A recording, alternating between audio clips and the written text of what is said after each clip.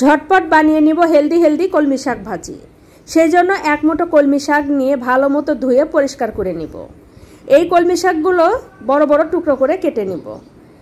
কাটা হয়ে গেলে সামান্য গরম পানিতে লবণ দিয়ে কলমি শাকগুলো আবারও ভালো মতো ধুয়ে নিব। অন্য একটা পাত্রে সামান্য তেল দিয়ে সেখানে আগে থেকে কেটে রাখা আদা, রসুন, পেঁয়াজের কুচি, কাঁচামরিচ কুচি এবং সামান্য তেঁতুল দিয়ে বেশ কিছুক্ষণ নেড়েচেড়ে ভেজে নিব। তারপরে কলমি শাক দিয়ে আরও কিছুক্ষণ নেড়েচেড়ে নামিয়ে নিয়ে গরম গরম পরিবেশন করব। হ্যালো এভরিওয়ান, আজকে বানাবো ঝটপট করলা ভাজি। করলা ভাজিটা আজকে একটু অন্যরকমভাবে বানাবো। সেই জন্য কিছু করলা নিয়ে ছোট ছোট টুকরো করে কেটে নিতে হবে। করলাটা লবণ দিয়ে ভালো মতো পরিষ্কার করে নিতে হবে। লবণ দিয়ে পরিষ্কার করলে করলার তিতা ভাবটা চলে যায়।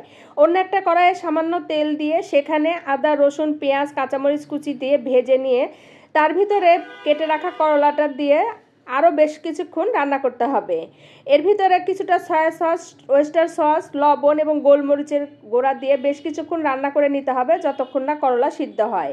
নামানোর আগে উপর দিয়ে ধনেপাতা, কাঁচামরিচ ছড়িয়ে দিয়ে নামিয়ে নিয়ে গরম গরম পরিবেশন করতে হবে। হ্যালো এভরিওয়ান, আজকে বানাবো মুরগির মাংসের কিমা দিয়ে ঝটপট মজাদার রেসিপি। এই জন্য আমাদের প্রয়োজন হবে 2 রঙের কাঁচামরিচ, যেমন লাল এবং সবুজ। কড়াইয়ে কিছুটা তেল দিয়ে আগের থেকে কেটে রাখা লাল রঙের কাঁচামরিচ বেশ কিছুটা দিয়ে এবং সামান্য লবণ দিয়ে বেশ কিছুক্ষণ ভেজে তার ভিতরে মুরগির মাংসের কিমা দিয়ে বেশ কিছুক্ষণ রান্না করে নিতে হবে। এই মুরগির মাংসের কিমার সাথে সয়া সস, ওয়েস্টার সস মাখিয়ে বেশ কিছুক্ষণ রান্না করে সিদ্ধ করে নিতে হবে।